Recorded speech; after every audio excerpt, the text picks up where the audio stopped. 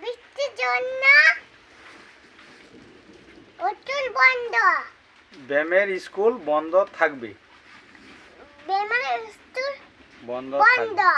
প্রত্যেক রবিবারে বর্তমানে যে সূর্য ধর্মযোদ্ধা কমিটির যোগ ব্যায়াম করা হয় সেটা আজকে আবহাওয়া খারাপের জন্য বন্ধ থাকবে। আবার সামনে রবিবার বিকাল 4টায় স্বাভাবিকভাবে ব্যায়াম করা হবে। এই যে আকাশের গতিমতি খুব ভালো না, আকাশ বলতেছে ডাকতেছে, তাই না?